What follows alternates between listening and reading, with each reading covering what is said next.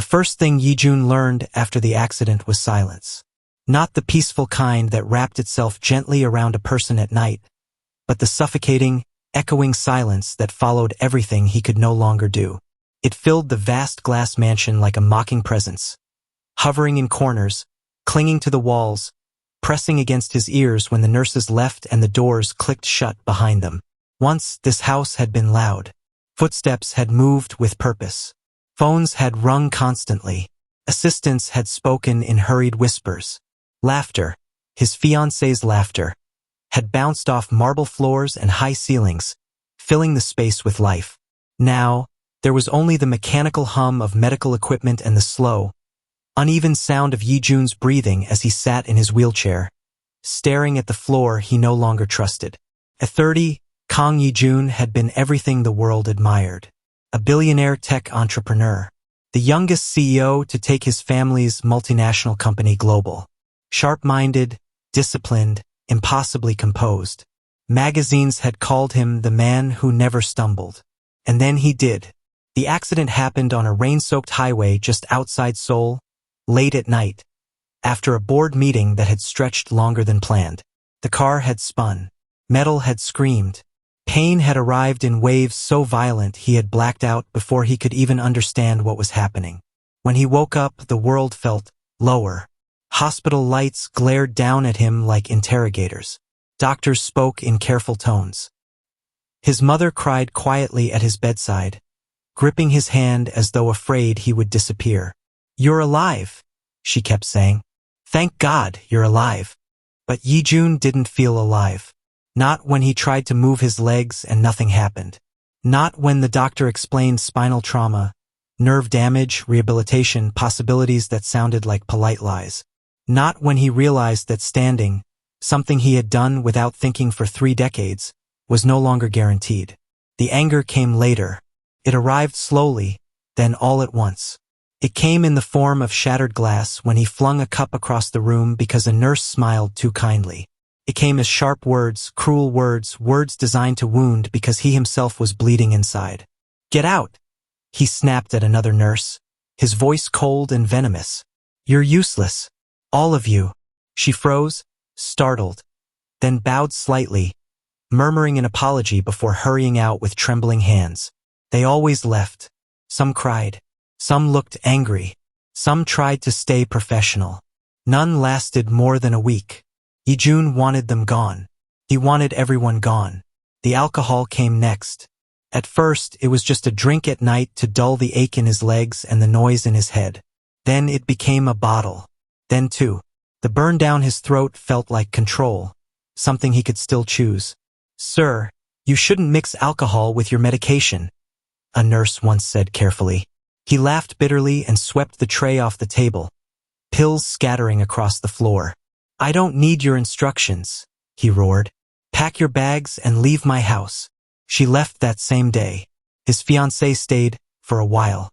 She visited him at the hospital with forced smiles and gentle touches that never lingered too long. She spoke about the wedding plans as if clinging to normalcy could undo reality. But her eyes changed. They flickered with discomfort when she saw the wheelchair. Her hand tightened when people stared. She flinched when his temper flared. Then one afternoon, she came to the mansion while he was asleep. She didn't wake him. Instead, she went to the safe. She knew the code. When Ye-jun woke up later, the house felt different. Emptier in a way he couldn't explain. His phone buzzed with a message that was too neat, too rehearsed.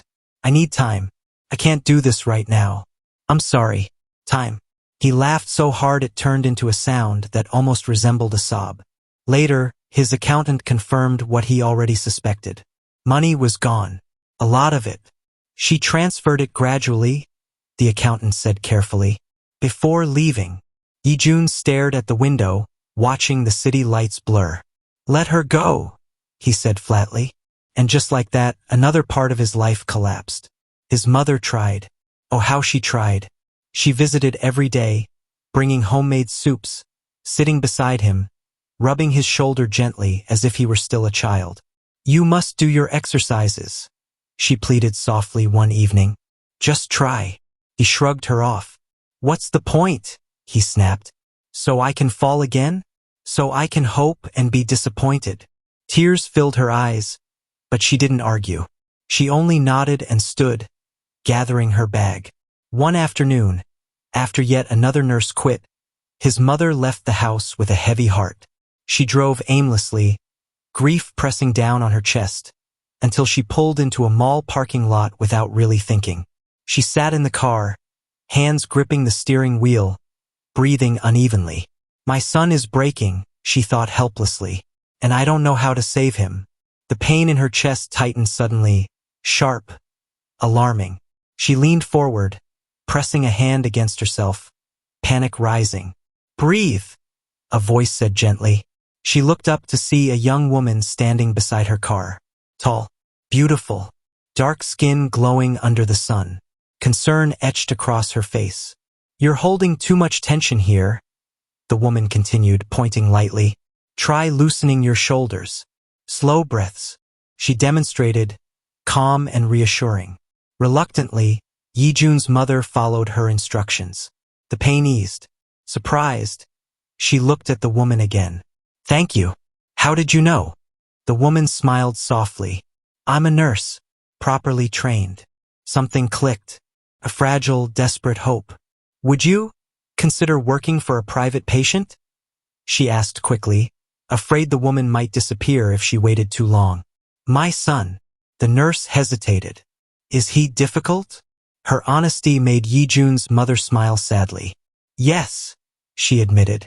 Very. The woman studied her face, then nodded slowly. My name is Zola, she said, and I know how to handle difficult patients. That evening, when Zola walked into Kang Ye-jun's mansion, she felt the weight of anger in the air immediately. And when Ye-jun looked up at her, eyes dark, guarded, furious, she understood exactly what she had agreed to, but instead of fear, she felt resolve. Zola had learned long ago that anger was rarely about anger. It was fear dressed up in sharp edges, pain masquerading as cruelty, a last, desperate attempt to control something, anything, when everything else had slipped through a person's fingers. Still, knowing that didn't stop the tension from tightening in her chest, as she stood just inside the doorway of Kang Ye-jun's bedroom. The room was enormous, all dark wood and glass walls that overlooked the city skyline.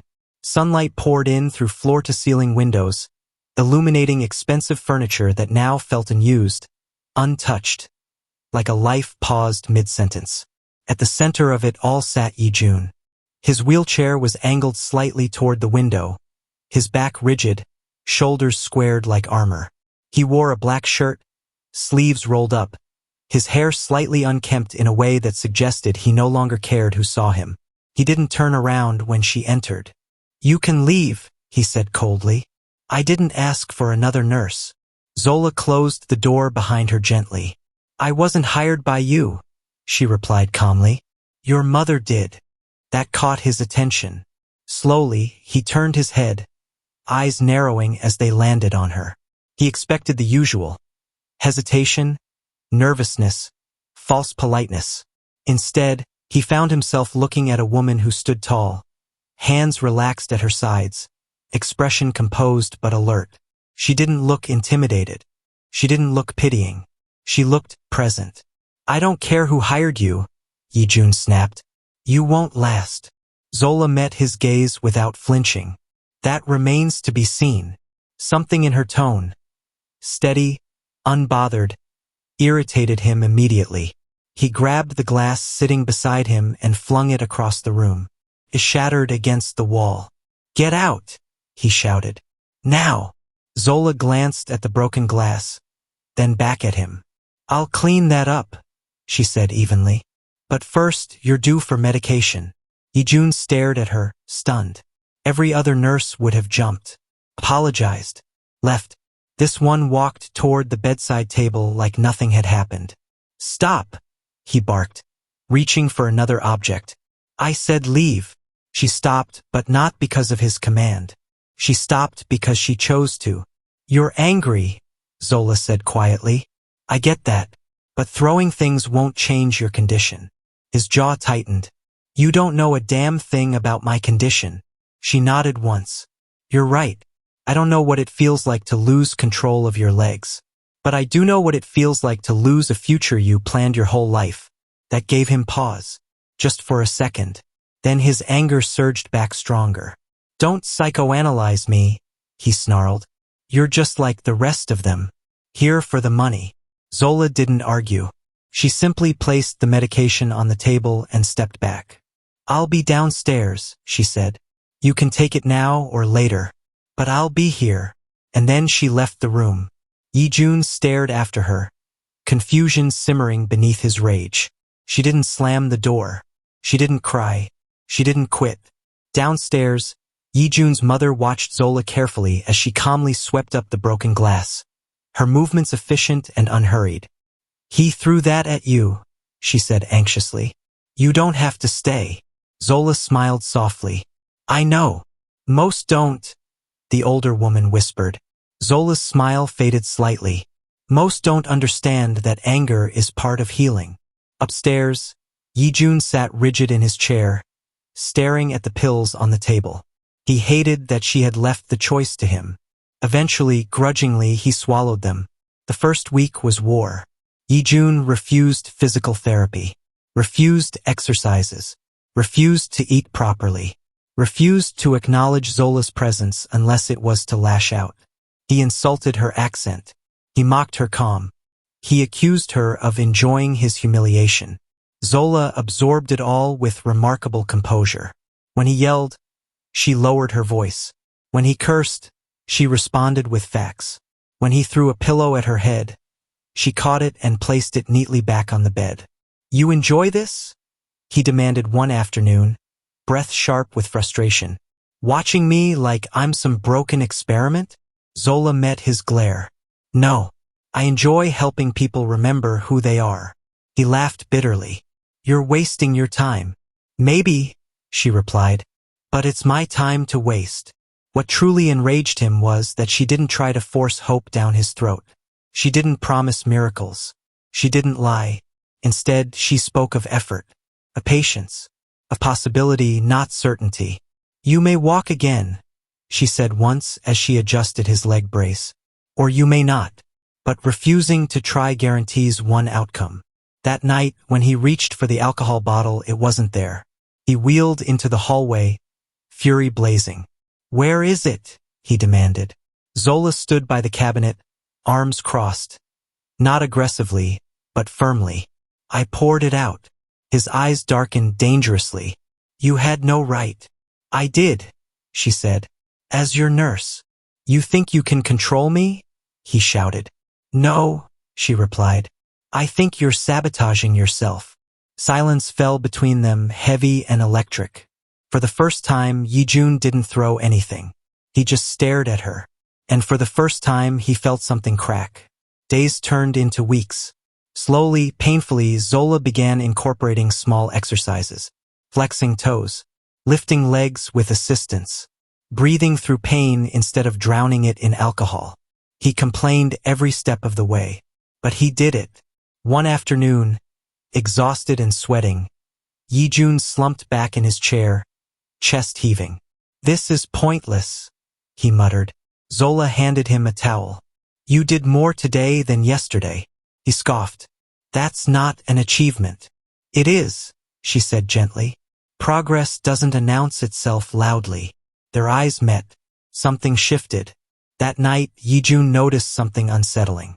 He looked forward to her presence, to her voice, to the way she treated him like a man, not a tragedy. It scared him more than the accident ever had. When she suggested a hospital checkup, he surprised himself by agreeing. His mother cried quietly when she heard. You're trying, she whispered, holding his hands. I'm tired of hating everything, he admitted. At the hospital, doctors were cautiously optimistic. Nerves were responding. Muscle memory remained. Continue therapy, they advised. There's hope. Hope. The word sat differently in his chest now. Later that night, as Zola adjusted his blanket, he spoke softly. Why didn't you leave? He asked. She paused. Because you didn't mean it when you told me to. He looked at her, vulnerability flickering across his face. And for the first time since the accident, Ye-jun smiled. Not bitterly, not mockingly, but genuinely. And Zola felt her heart shift in a way she hadn't expected. Hope was a dangerous thing. Ye-jun learned that slowly, the way one learned to walk on ice, carefully, afraid that one wrong step would send everything crashing down again. For months, he had lived in a world where expectation was an enemy. Expect nothing and you could not be disappointed. That had been his armor. And then Zola arrived and cracked it. She did not flood his days with false optimism or loud encouragement. Instead, she introduced hope the way one might introduce light into a dark room, by pulling back the curtains just enough to remind the darkness that it was not absolute. Mornings began differently now. Where once Ye-jun would wake with clenched fists and a mind already spiraling into irritation, he now found himself listening for her footsteps in the hallway, the soft sound of her voice greeting the staff, the faint scent of lavender that seemed to follow her into the room. It annoyed him and comforted him. "Good morning," Zola said as she entered, carrying a tray. "How are your legs feeling today?" "Still attached," he muttered. She smiled. "That's a start." She helped him sit up, her hands professional but warm, steady as she adjusted his brace. He noticed how careful she was not to rush him, how she explained every movement before making it. He had never realized how vulnerable it felt to rely on someone else for even the smallest actions. And yet, with her, the humiliation softened. Physical therapy became a daily ritual. It was brutal. Sweat soaked through his shirt. His muscles screamed in protest. His breath came in ragged gasps as Zola counted calmly, her voice anchoring him through the pain. "One more," she would say gently. "I said that was the last one," he growled. "You said that 3 reps ago." He glared at her. "You enjoy torturing me." She shrugged. Occupational hazard. Despite himself, a sound escaped his throat. Half laugh, half disbelief. And just like that, another wall cracked. One afternoon, as she massaged his legs to ease the tension, Ye-jun stared at the ceiling, lost in thought. "You know," he said quietly, "before the accident, I never thought about my legs, or my body at all." Zola nodded. "Most people don't, until something changes. I was always moving," he continued. "Meetings, flights, conferences. I thought slowing down meant losing." She looked at him then. "And now," he hesitated. "Now I'm afraid that stopping means I already lost." Zola paused, her hands stilling. "You haven't lost," she said softly. "You're still here." Her words settled into him like warmth. His mother noticed the changes first. Ye-jun no longer shouted when she entered his room. He asked about her day. He even joined her for meals, something he hadn't done since leaving the hospital. One evening, she pulled Zola aside in the kitchen. "You're doing something extraordinary," she said, eyes shining with gratitude. Zola shook her head. "He's doing the work. I'm just guiding him." "But you stayed," his mother insisted. "When everyone else left." Zola smiled faintly. "Someone had to." The day alcohol truly left his life came quietly. Ye-jun had been wheeling himself toward the study when he noticed the cabinet door open. Inside, where bottles once stood lined like silent accomplices, there was nothing. He didn't feel the usual spike of anger. Instead, he felt relief. That night, when Zola checked on him, he said simply, "Thank you." She looked surprised. "For what?" "For not letting me destroy myself." Her gaze softened. "You stopped yourself. I just closed the door." As the weeks passed, Ye-jun found himself sharing things he had never planned to. His childhood under strict expectations. The pressure of being perfect. The loneliness that came with power. Zola listened without interruption, never rushing to fix, never minimizing his pain. One evening he asked, "Why nursing?" She leaned against the window, arms folded loosely. "My grandmother raised me," she said. "When she got sick, nurses became our lifeline. I wanted to be that for someone else." Her voice carried both strength and tenderness. He watched her then, not as a patient watches a caregiver, but as a man noticing a woman. Her laughter, her resilience, The way she commanded a room without raising her voice. It unsettled him. The first time he stood, even briefly, it happened by accident. They were practicing weight transfer, Zola positioned in front of him, arms ready. Slowly, she instructed. Trust your legs. He pushed up, muscles trembling violently. Pain flared, white hot. I can't, he gasped. You can, she said firmly. I've got you. And for a split second, he was standing, barely, shaking, supported, but standing. His breath caught. Tears sprang to his eyes before he could stop them. Zola's grip tightened. You're doing it. His voice broke. I'm standing. She smiled, eyes bright. Yes, you are. When his legs gave out moments later and he sank back into the wheelchair, he was laughing and crying all at once. His mother, watching from the doorway, covered her mouth and wept openly. That night, Ye-jun lay awake long after Zola had gone to her room. Hope pulsed softly in his chest, fragile but alive. And with it came something else. Fear.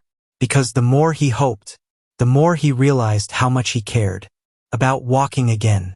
About living again. About Zola. Ye-jun dreamed of running. It was vivid, too vivid. His feet struck pavement in steady rhythm. Lungs burning, heart racing with exhilaration. The city blurred around him as he moved freely, powerfully, without fear. Then he woke up. Reality rushed in like cold water. The ceiling stared back at him, unchanged. His legs lay still beneath the sheets, heavy and unresponsive. For a moment, despair clawed at his chest, sharp and sudden. Then he heard her voice. Good morning, Mr. Kong. You're awake earlier today. Zola stood near the window, sunlight catching in her hair. She had exchanged her usual scrubs for a soft sweater and fitted pants, practical but effortless. She carried a tablet in one hand, her expression focused yet warm. Something inside Ye-jun steadied. I was dreaming, he said quietly. She turned to him. A good one. He hesitated. Too good. She understood immediately. She always did. Well, she said gently, setting the tablet down. Today we work toward making dreams less painful. Rehabilitation intensified. Zola pushed him harder now, not cruelly but deliberately. Longer standing sessions. More repetitions. Less assistance. You're stronger than you think, she said as she adjusted the straps on his brace. You say that like you're trying to convince yourself, he replied. She smiled. Maybe I am. Sweat beaded along his temples as he gripped the parallel bars. His legs shook violently, muscles screaming as he forced them to obey. Breathe, Zola instructed softly, standing close enough that he could feel her presence. In through your nose, out through your mouth. He focused on her voice, on the calm certainty threaded through it.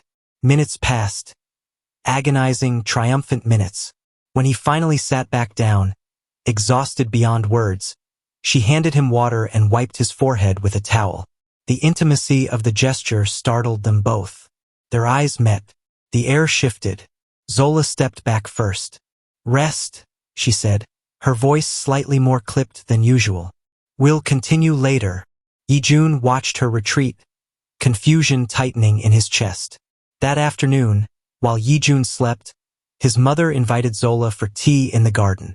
You've changed my son, she said plainly. Zola shook her head. He changed himself. But you opened the door, the older woman insisted. I see the way he looks at you. Zola stiffened slightly.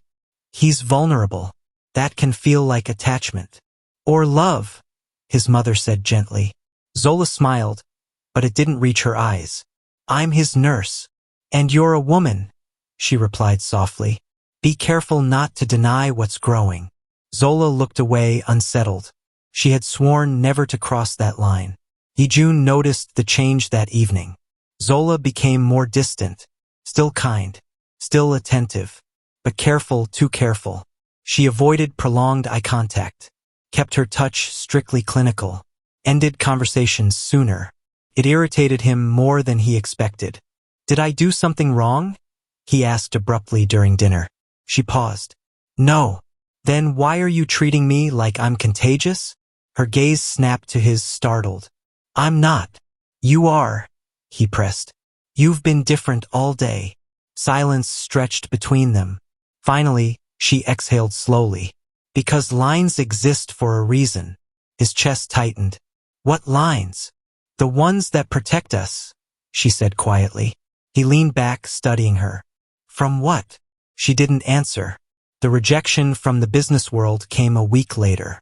Ye-jun insisted on attending a critical meeting, his first public appearance since the accident. Zola helped him dress, careful but supportive. You don't have to prove anything today, she reminded him. I do, he said firmly. The conference room went quiet when he rolled in. Eyes flickered, surprise, discomfort, calculation. The executives were polite, too polite.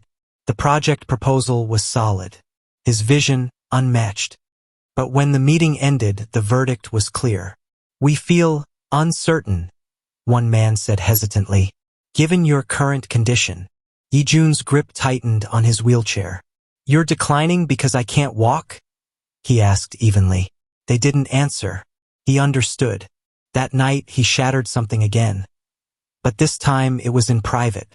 Zola found him staring out the window, jaw clenched, eyes hollow.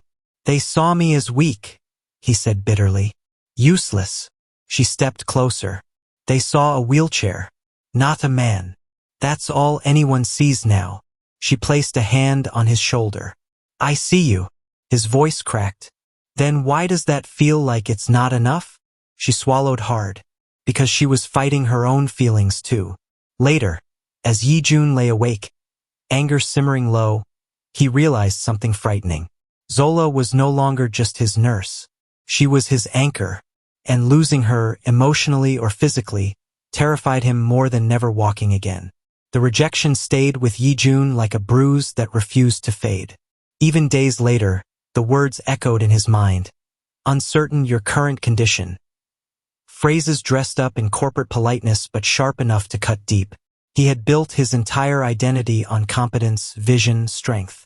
To have that dismissed because of a wheelchair felt like a betrayal by a world he had once ruled. He became quieter, not angry the way he had been before Zola.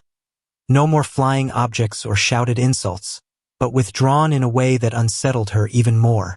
His laughter disappeared. His responses shortened. During therapy sessions, he complied mechanically, without the spark that once pushed him to go further. Zola noticed everything. How are you feeling today? She asked one morning as she helped him transfer to the therapy mat. Fine, he replied. She frowned slightly. That's not an answer. He didn't argue. He just stared at the floor, jaw tight. During exercises, his movements were slower, his effort dulled by an invisible weight pressing on his chest. Ye-jun, she said finally, using his first name the way she rarely did. Talk to me. He laughed humorlessly. What's the point? That's exactly the point. He met her gaze then, frustration spilling out. They don't want me anymore, he said. The same way my fiancé didn't. The same way everyone leaves when they realize I'm no longer useful. Zola knelt in front of him so they were eye level. You are not a function, she said firmly. You are a person. He looked away. That distinction doesn't matter in my world. She inhaled slowly. Then build a new one. The idea lingered. It haunted him. He tried to dismiss it as naive encouragement, but it refused to leave. That night, as he lay awake staring at the ceiling, memories of his early days flooded back. When he had built something from nothing, driven by hunger and belief rather than status. He hadn't been born successful. He had created success. The realization struck him like a quiet revelation. The next morning, he wheeled into his study. Zola found him hours later, surrounded by screens, files spread across the desk, eyes sharp with focus she hadn't seen in months. What are you doing? She asked. Working, he replied simply. Her heart lifted. Starting over wasn't easy. He faced skepticism, delays, subtle dismissals. But this time he didn't let it break him. He adapted. Remote meetings replaced boardrooms. Vision replaced appearance. Strategy replaced perception. Zola watched him come alive again, saw the way his voice strengthened during calls, how his posture changed when he spoke about ideas that mattered. "You don't need their approval," she told him one evening. "You never did." He smiled softly. "I forgot that for a while." As Ye-jun rebuilt his professional life, something else deepened between them. Shared late nights turned into shared silences. Conversations drifted from therapy schedules to dreams, fears, childhood memories. One evening, after a particularly exhausting day, Ye-jun said quietly, "Do you ever regret staying?" Zola didn't hesitate. "No." He studied her. "Even when I was unbearable?" She smiled. "Especially then." The tenderness in her voice made his chest ache. He wanted to reach for her. He didn't. The ex-fiancée's name surfaced unexpectedly during a phone call with his lawyer. "She's been asking about you," the lawyer said carefully. "About your recovery." Ye-jun's expression hardened. "Tell her nothing." Zola noticed the shift but said nothing. Later that night, Ye-jun spoke of her for the first time in months. "She left when I couldn't walk," he said bitterly. "And now that I'm moving forward again, she's curious." Zola's voice was gentle. "Some people only love the version of you that benefits them." He looked at her then. "You stayed when I had nothing to offer." She swallowed. "That's not true." "It is," he said. "And that's why it matters." The space between them felt charged, heavy with unspoken emotion. Zola stood abruptly. "You should rest." She left before he could say more. That night, she lay awake, staring at the ceiling in her room, heart racing. She was crossing a line she had sworn never to cross. And yet, she had never felt so seen, so needed, so afraid of losing someone. Days later, Ye-jun achieved a breakthrough during therapy. He took 3 unassisted steps between parallel bars. 3. Felt like conquering a mountain. His mother clapped her hands, tears streaming down her face. Zola laughed, pride shining in her eyes. "You did it," she whispered. "No," he corrected softly. "We did." Their hands brushed. Neither pulled away. 3 steps. That was all Ye-jun had managed without support. But those 3 steps changed everything. They replayed in his mind constantly, especially at night when the house went quiet and doubt crept in. 3 steps meant his body had not given up on him. 3 steps meant the future was no longer a closed door. 3 steps meant hope was no longer reckless. But hope, he was learning, came with consequences. Zola became busier after that breakthrough. Not outwardly. She still followed the same routines, spoke with the same calm professionalism, but Ye-jun felt the difference. She kept conversations brief. She avoided lingering. She stood a little farther away during therapy, hands strictly where they needed to be and nowhere else. It hurt more than he expected. One afternoon, as rain streaked down the tall windows, Ye-jun finally spoke. "You're running from something," he said quietly. Zola froze. "I'm doing my job," she replied without turning around. "That's not what I said." She exhaled slowly and faced him. "You're making progress. That's what matters." "And you?" he asked. "What matters to you?" Her composure wavered for the first time. "That's not a fair question," she said. "Then answer it honestly." Silence stretched between them, thick and charged. "I matter," she said finally. "Which is exactly why I'm being careful."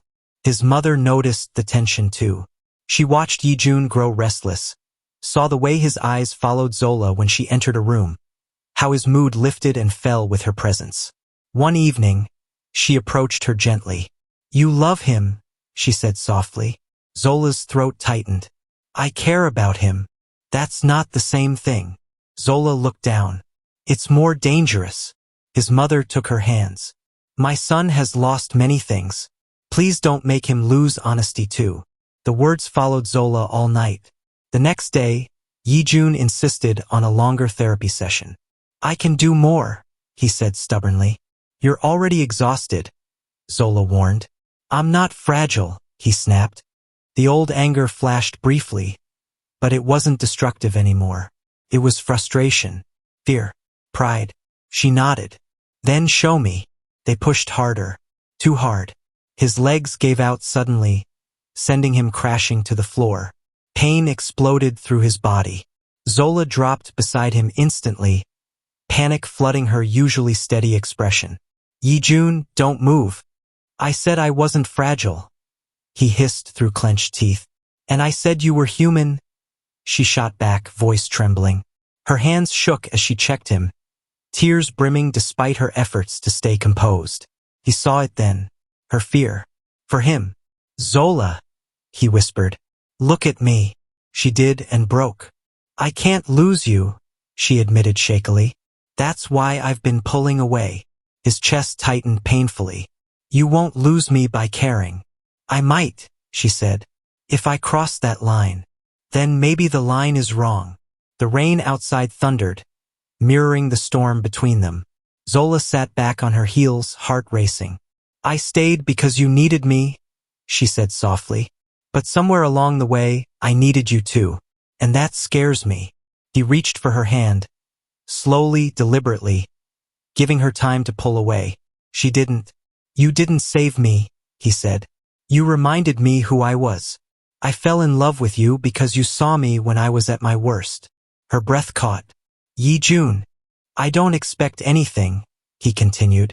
I just need you to stop pretending this isn't real. Tears slipped down her cheeks. It is real, she whispered. And that's exactly why I'm afraid. That night, neither of them slept. Zola lay awake questioning everything she believed about professionalism, boundaries, and love. Ye-jun stared at the ceiling, heart pounding with vulnerability. He hadn't allowed himself since before the accident. By morning, something had shifted. They were no longer pretending. News of Ye-jun's comeback began spreading quietly through business circles. His independent venture gained traction, slow but steady. Investors who once hesitated now listened. His ideas spoke louder than his wheelchair ever could. When the ex-fiancée finally called, Ye-jun let it ring.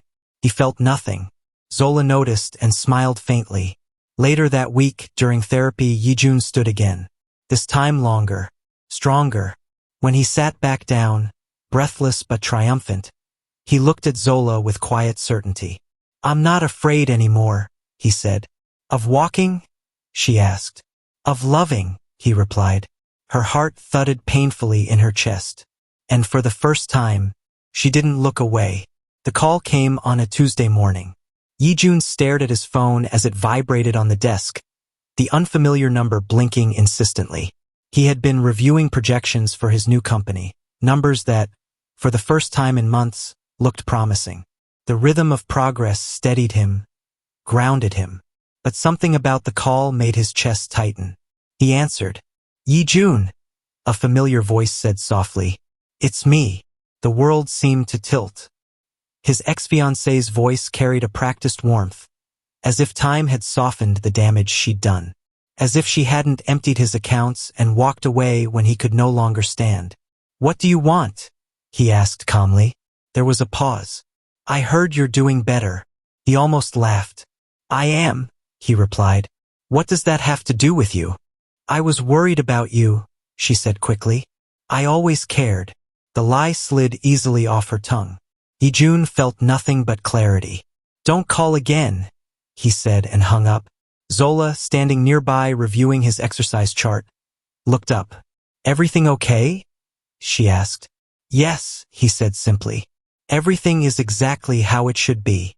The past, however, was not finished. 2 days later, his mother returned from an outing visibly upset. She came to the house, she said, anger trembling in her voice. Uninvited. Zola's heart skipped. What did she want? To see Ye-jun. To talk. To explain. She scoffed. As if explanations can erase abandonment. Ye-jun rolled into the room, face unreadable. I won't see her, he said firmly. His mother nodded. Good. Because I won't forgive her. Zola exhaled quietly, relief mingled with unease. As Ye-jun's independence grew, so did the strain on Zola's position. She was no longer just his nurse. The emotional closeness was undeniable now. During therapy, their conversations softened. Laughter came easier. Their silences felt comfortable, intimate. One evening, after a long session, Ye-jun said quietly, "Stay." Zola hesitated. "You don't need me tonight." "I know," he said. "I just want you here." She stayed. They talked about everything and nothing. Music, childhood memories, regrets, dreams neither of them had dared speak aloud before. At some point, laughter faded into silence. He reached for her hand. This time, she didn't pull away. Outside, shadows moved. The ex-fiancé watched from across the street, anger twisting her features. She had expected guilt. She had expected weakness. Instead, she saw another woman, and she decided she would not lose without a fight. The scheme unfolded quickly. She showed up again, this time at Ye-jun's office space.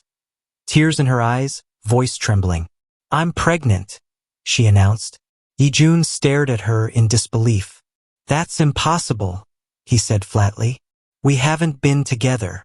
Her eyes flickered. "It happened before the accident," she insisted. "I didn't know until now."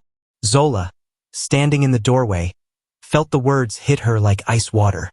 Ye-jun's mother arrived moments later, drawn by raised voices. "Leave," she snapped at the woman. "Now." "But he needs to take responsibility," the ex-fiancé cried dramatically. Ye-jun wheeled forward, fury controlled but lethal. "You stole from me. You abandoned me. And now you insult my intelligence," he said. "Get out." She left in tears, but her eyes were cold. The lie spread.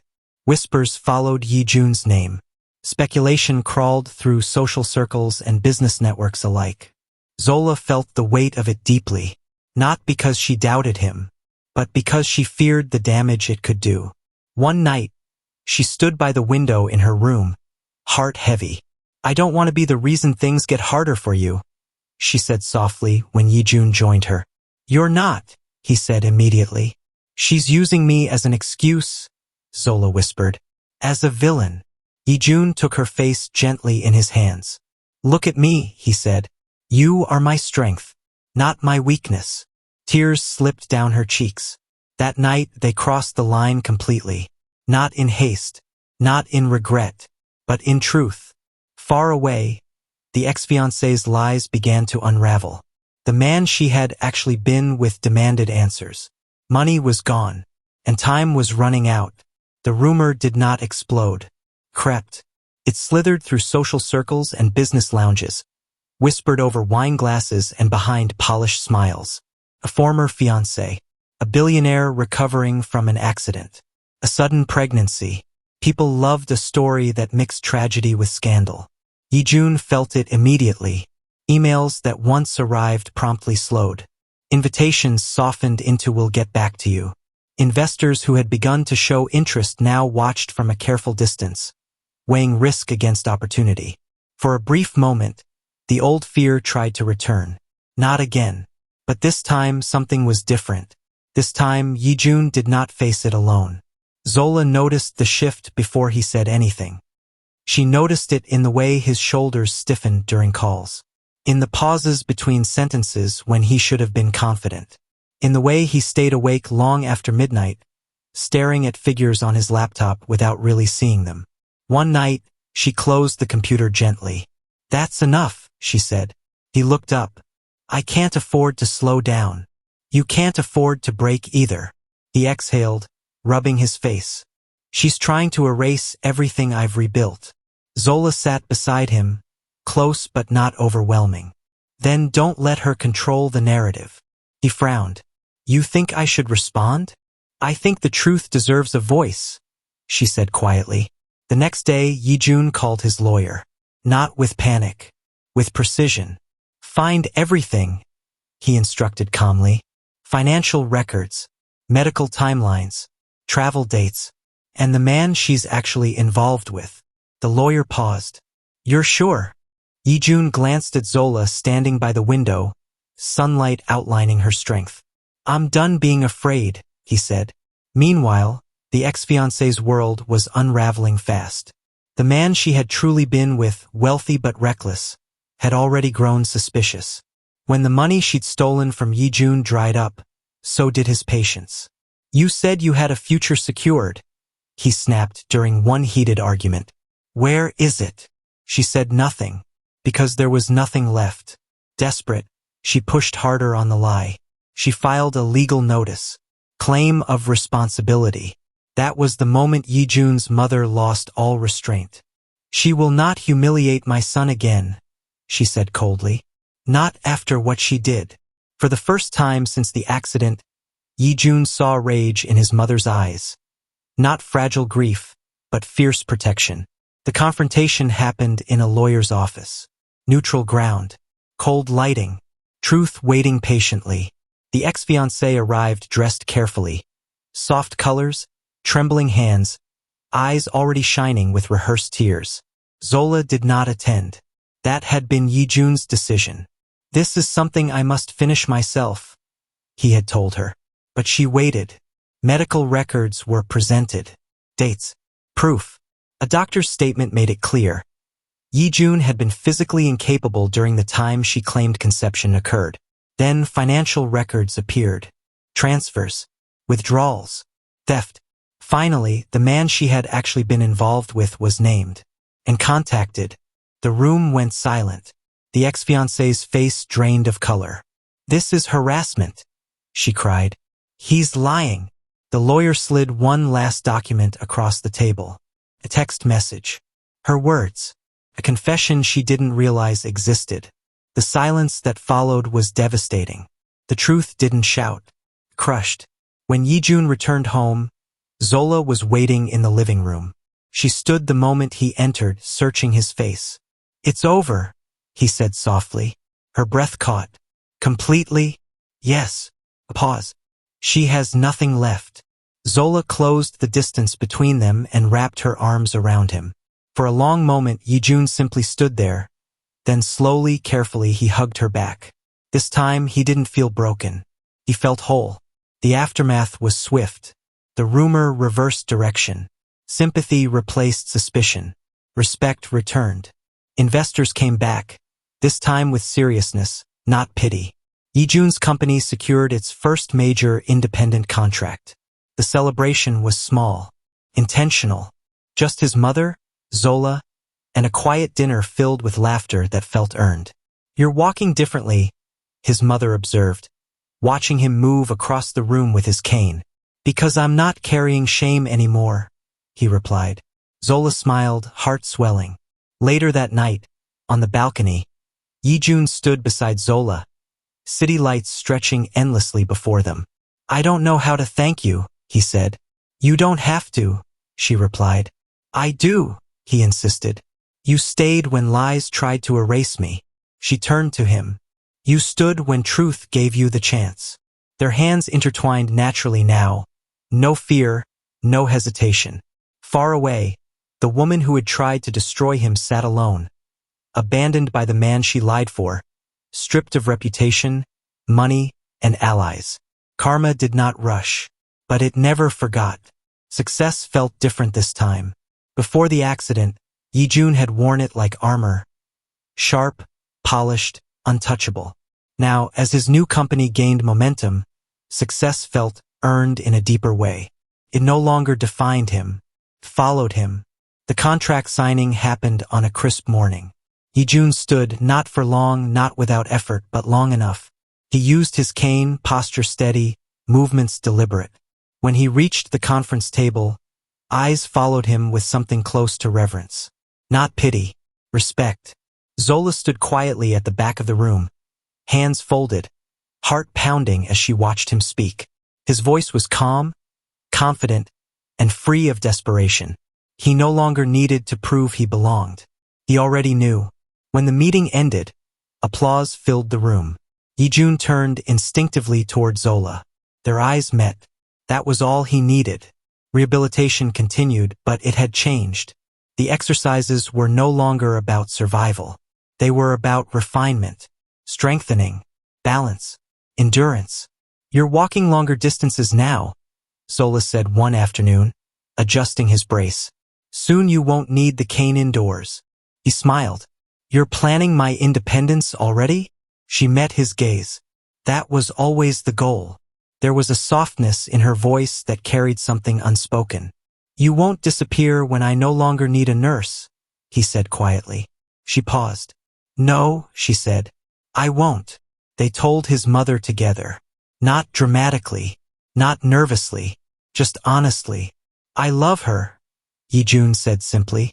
His mother looked at Zola for a long moment, then smiled warm, relieved, proud. I knew before either of you did, she said.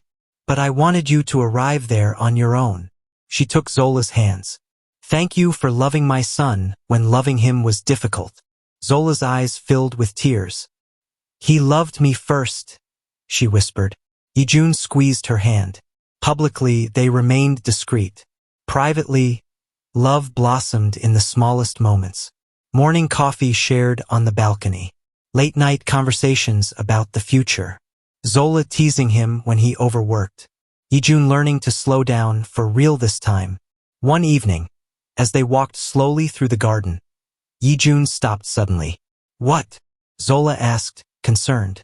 I didn't think I'd ever enjoy walking this slowly, he said, smiling. I used to rush past everything. She laughed softly. Life makes you pause sometimes, or gives you the right person to walk beside, he replied. Her heart stumbled. News arrived quietly but decisively. The ex-fiancé had been charged. Fraud, false claims, reputational damage. The man she had lied for had disappeared the moment consequences arrived. She tried calling Ye-jun. He blocked the number. He felt no satisfaction, only closure. One afternoon, Zola found Ye-jun standing unaided in the living room, breathing hard but triumphant. Don't move, she said instinctively. He laughed. I'm not. I'm just standing. She walked toward him slowly. I'm proud of you, she said. I couldn't have done this without you. She shook her head. You could have. You just wouldn't have been the same man. He reached for her, steady and sure. This version of me, he said softly, is the one I want to live with. Tears slid down her cheeks. That night, as they lay together, Zola rested her head against his chest. Do you ever think about who you were before? She asked. Yes, he said. And I don't miss him. She smiled. Good. Because the man beside her now was stronger. Not because he stood tall, but because he had learned how to rise. The first time Ye-jun walked without assistance, no one was watching. There were no doctors standing by. No applause. No dramatic music swelling in the background. Just him. The early morning light spilled gently into the rehabilitation room at home, casting long shadows across the floor. Zola had stepped out to prepare breakfast, trusting him enough now to give him space. He stood slowly, heart pounding, fingers brushing the wall for balance. One step, then another. His legs trembled, muscles screaming in protest, but they held. He reached the far side of the room and stopped, breath coming fast. Eyes stinging with tears he didn't bother to wipe away. He had done it. When Zola returned, she found him standing near the window, looking out at the waking city. You're not sitting, she said softly. He turned toward her, fully upright. Her hands flew to her mouth. Ye-jun, I wanted you to see me like this, he said, voice thick. Standing. Not because I have to, but because I can.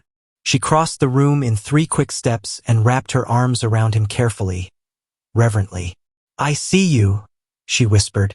I've always seen you. Word spread quickly after that. Not because Ye-jun announced it, but because progress has a way of revealing itself. Business partners noticed his posture change. Meetings extended longer. Invitations became bolder. When he walked into a major investor meeting unaided for the first time, the room went silent. Then someone smiled. Then another. By the time he sat down, the deal was already leaning in his favor. This time, no one questioned his strength. Zola officially ended her contract 2 weeks later. Not with sadness. With purpose. I'm no longer your nurse, she said gently, handing him the final paperwork. He looked up at her, amused. Does that mean I can finally argue with you? She laughed. You've been doing that already. His mother watched them from across the room, smile knowing. That evening, Ye-jun took Zola out, really out, for the first time. No wheelchair, no cane, just slow, steady steps beside her. The restaurant overlooked the river, lights reflecting like scattered stars. "This feels different," Zola said quietly. "It is," he replied. "This time, I'm choosing you without needing you." Her eyes softened. "That's the healthiest thing you've ever said." Across the city, the ex-fiancé watched news reports from a cramped apartment. Ye-jun's success, his recovery, his new partner, though unnamed. Her name was poison now. She had no money left, no allies. The man she claimed had left without looking back. When she tried to reach out again, she found herself blocked everywhere. For the first time, she felt the full weight of what she had lost. Back at the mansion, Ye-jun stood in the garden with Zola, the evening air cool and peaceful. "There's something I want to do," he said. Zola tilted her head. "That tone sounds serious."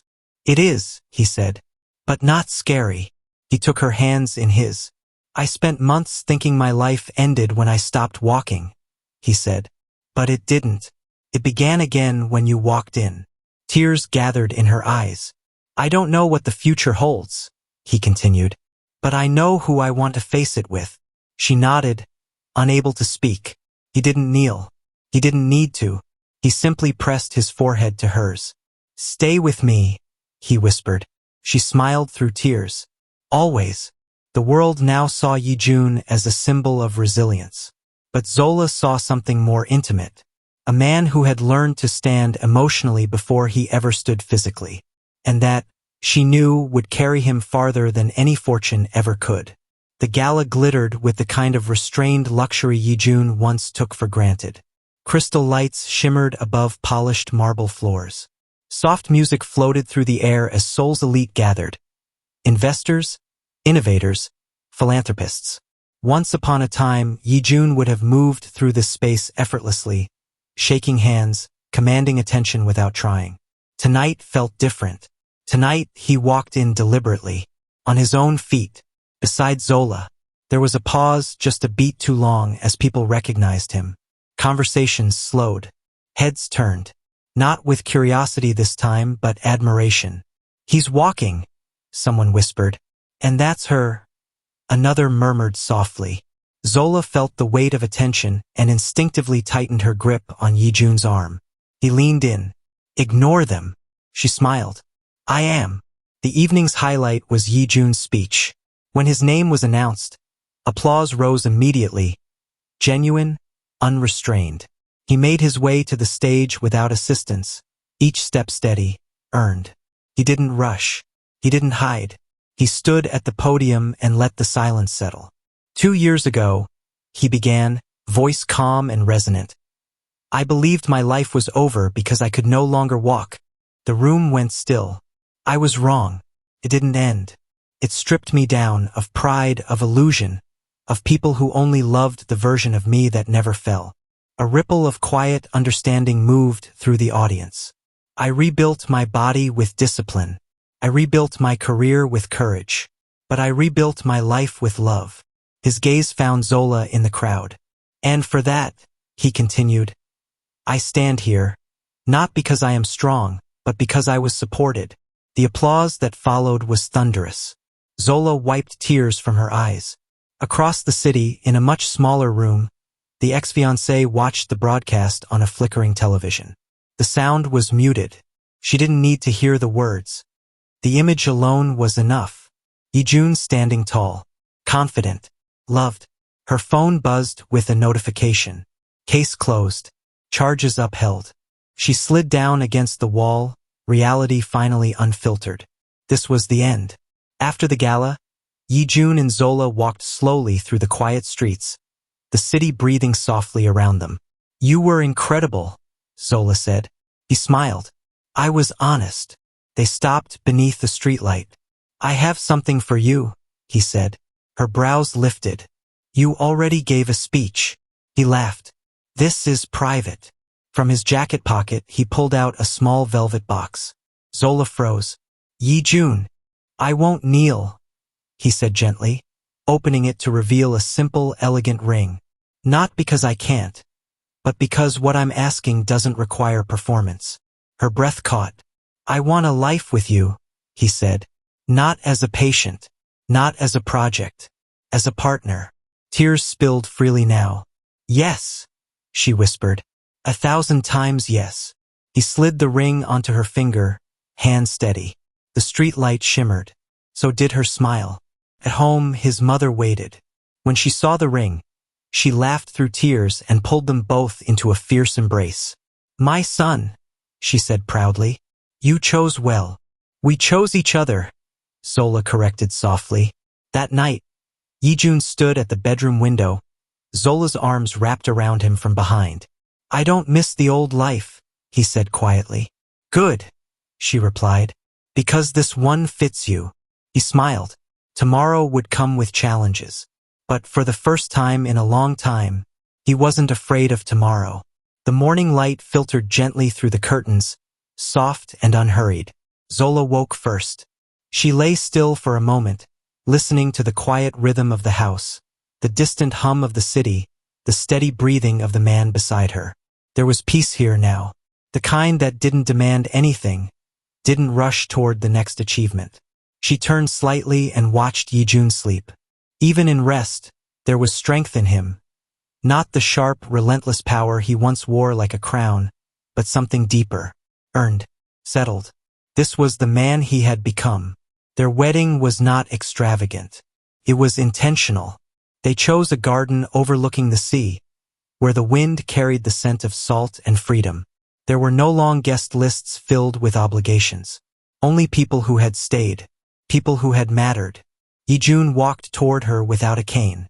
Slowly, deliberately, every step was a quiet victory. When he reached her, Zola smiled through tears, her heart full in a way she hadn't known was possible. You're walking beautifully, she whispered. He leaned in. So are we. Life after love was not perfect. It was real. There were days when his legs ached, when old fears tried to whisper lies. There were days when Zola felt the weight of responsibility tug at her heart. But they faced those days together. Ye-jun's company grew, not explosively, but sustainably, ethically. He built spaces where ability mattered more than appearance, where setbacks were not death sentences. Zola returned to nursing, but on her terms. She specialized in rehabilitation, advocating fiercely for patients others had already written off. Together, they became quiet symbols of resilience. Not loud, not dramatic, just consistent. Occasionally, Ye-jun would pass a mirror and pause, not to admire himself, but to remember the wheelchair, the anger, the silence.